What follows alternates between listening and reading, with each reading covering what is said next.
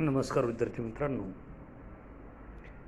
आज आपण इयत्ता 10वी सब्जेक्ट मॅथमॅटिक्स पार्ट 2 या विषयातील ट्रिग्नॉमेट्री या प्रकरणाचा अभ्यास करत आहोत.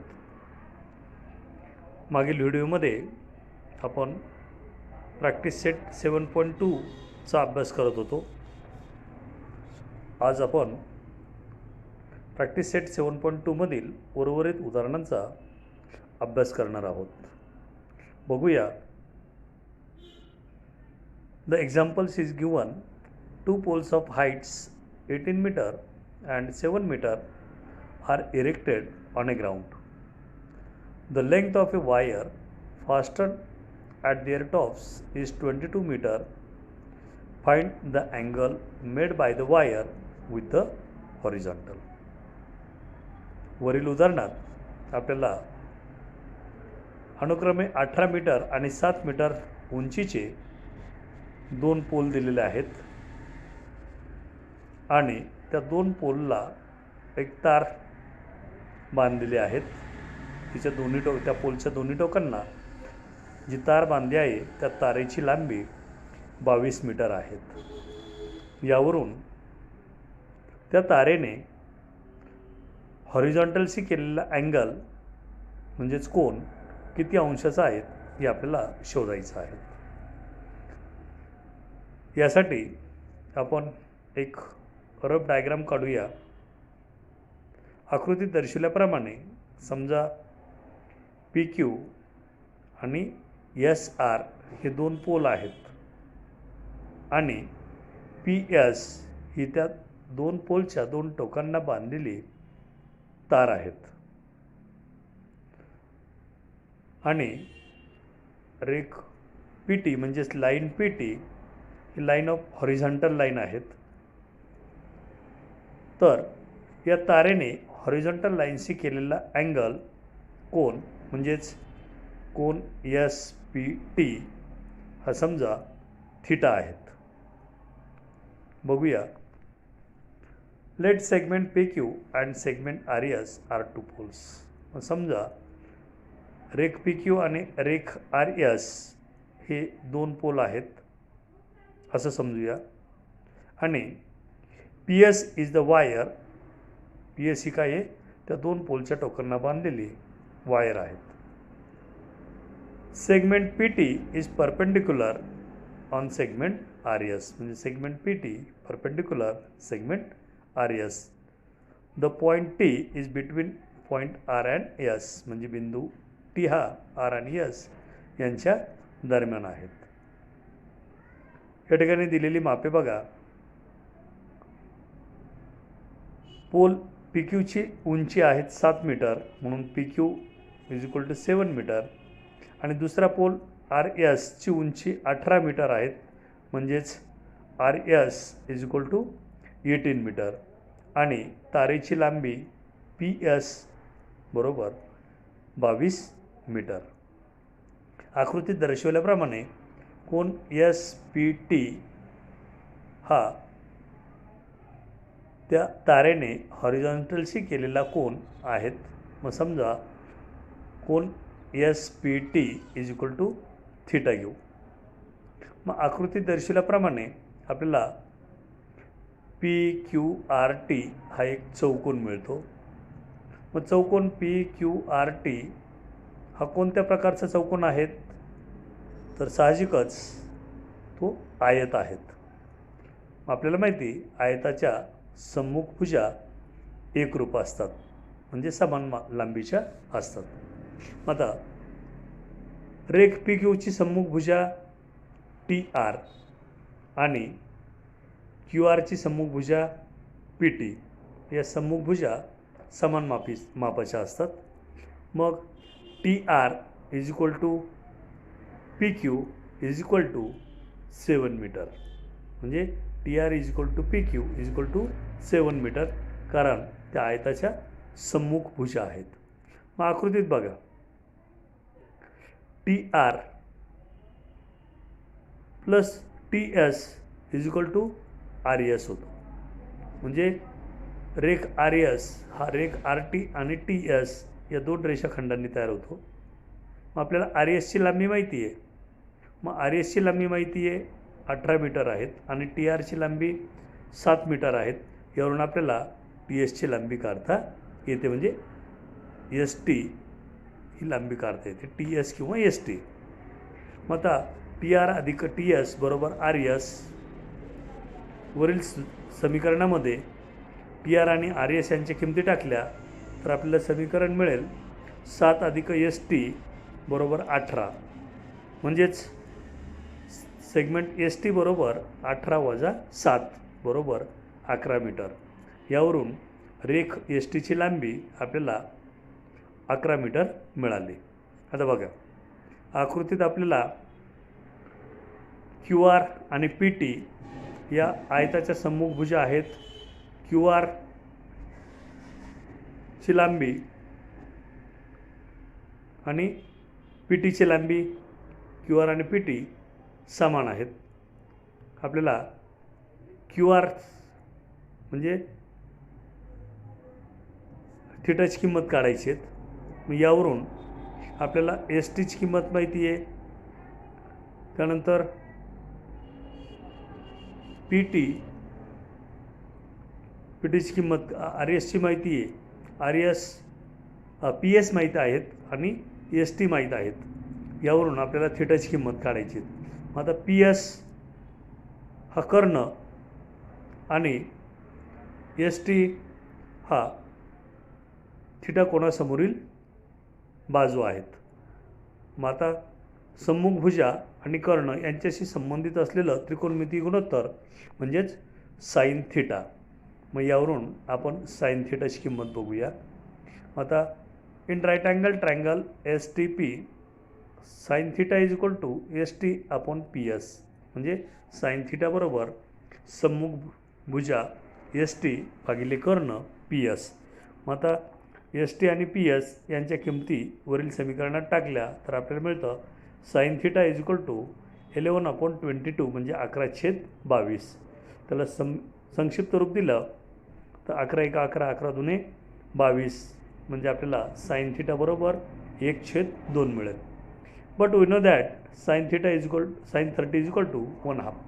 परंतु आपल्याला माहिती आहे साइन थिटाची किंमत 1/2 आहे, म्हणजे 1/2 ही साइन थिटा या गुणोत्तराची किंमत आहेत. म्हणून साइन 30 बरोबर 1/2 असेल तर थिटा बरोबर 30 अंश आहेत. म्हणजेच the angle made by the wire with the horizontal is 30 degree. म्हणजे यावरून त्या वायरने म्हणजे तारेने हॉरिझॉन्टलशी केलेला कोन हा 30 अंश मापाचा आहे. याप्रमाणे आपल्याला हे उदाहरण त्रिकोणमितीय गुणोत्तराचा वापर करून सहजपणे सोडवता येते. त्यानंतर आपण पुढील उदाहरण बघूया. A storm broke a tree and tree top rest 20 metre from the base of the tree making an angle of 60 degree with the horizontal. Find the height of the tree. या उदाहरणामध्ये आपल्याला a storm broke a tree, एक झाड आहे, हा झाड एक लाकूड तोड्या ते झाड तोडतो. लाकूड तोड्याने झाड तोडल्यानंतर त्याचा जो टॉप आहे म्हणजे त्या झाडाचा शेंडा हा त्या झाडाच्या बुंध्यापासून, रेस्टेड बुंदा त्या बुंध्यापासून 20 मीटर अंतरावर आहेत आणि त्या फांदीने त्या बेसशी केलेला अँगल म्हणजे जमिनीशी केलेला अँगल कोन हा 60 अंश मापाचा आहेत. तर find the height of the tree. तर आपल्याला त्या झाडाची उंची काढायची आहे. बघ, यासाठी परत आपण रफ डायग्राम काढली. या आकृतीत दर्शवल्याप्रमाणे समजा ए बी हे झाड आहेत आणि ए बी हे झाड तोडल्यानंतर सी या बिंदूत तोडलं जातं आणि सी बिंदूत तोडल्यामुळे त्याचा ए सी जो पार्ट आहे तो सी डी या पोझिशनला येतो. म्हणजे तो बी या बेसपासून बी अंतरावर हा शेंडा आणि तो भाग या हॉरिझॉन्टलशी म्हणजे BDC 60 अंश मापाचा कोन करतो.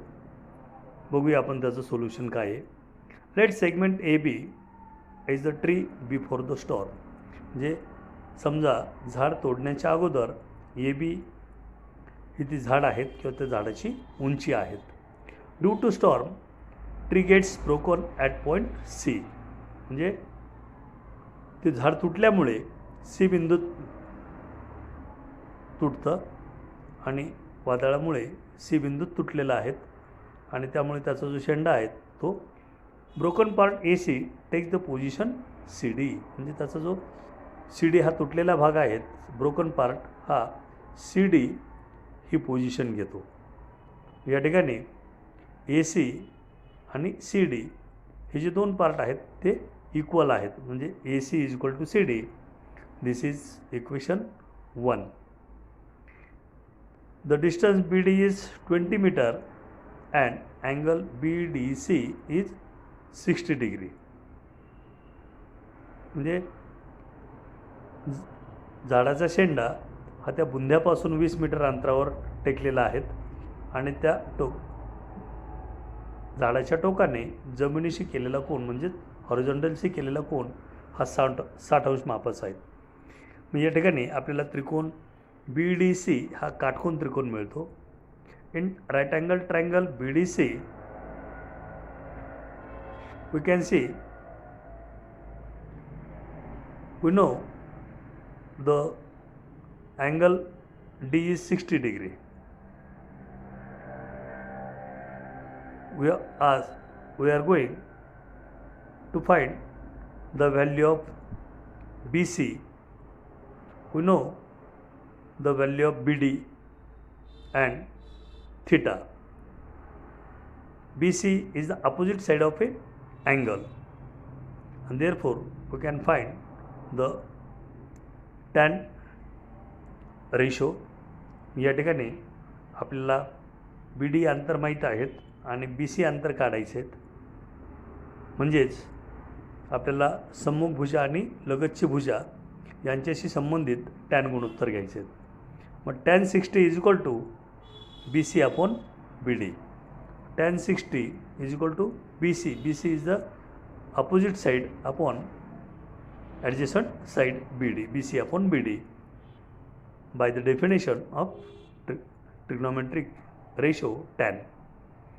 We know the value of tan 60 is equal to root 3. म्हणजे tan 60 ची किंमत ही रूट 3 आहेत.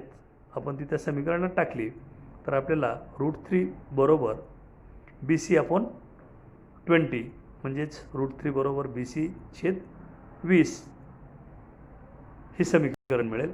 यावरून BC is equal to 20 root 3 metre ही BCची व्हॅल्यू मिळते. आता आपण बघितलं आपल्याला झाडाची उंची काढायची आहे, त्यासाठी आपण BCची लांबी माहीत झाली परंतु ACची माहीत नाही. मग आकृतीमध्ये AC आणि CD बरोबर आहेत. म्हणजे आपल्याला जर या काटकोन त्रिकोण BCDचा कर्ण CD माहीत झाला तर आपल्याला ACची किंमत काढता येईल. यावरून आपल्याला ABची किंमत काढू शकतो. मग त्यासाठी आपण साइन 60चं गुणोत्तर घेऊया.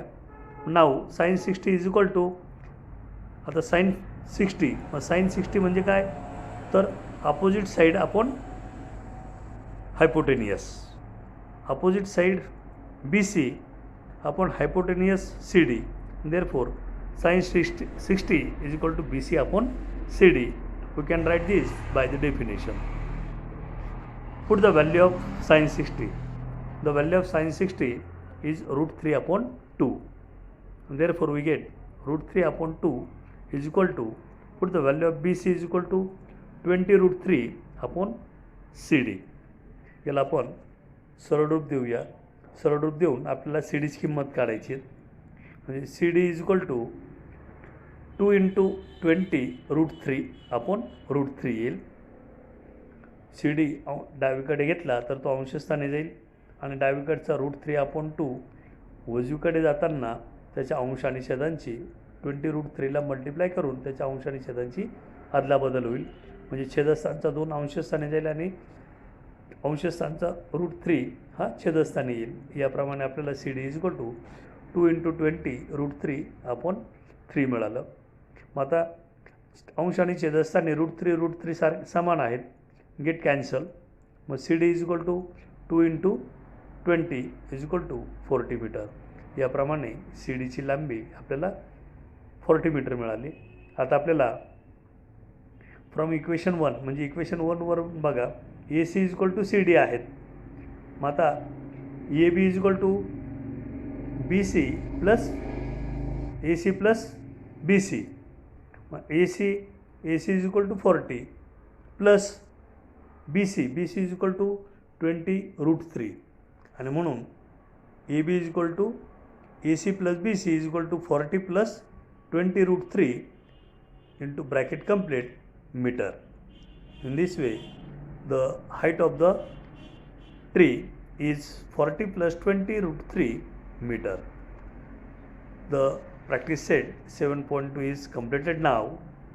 Now you can solve the examples in problem set 7. Now we can start the next topic or next chapter in the next video.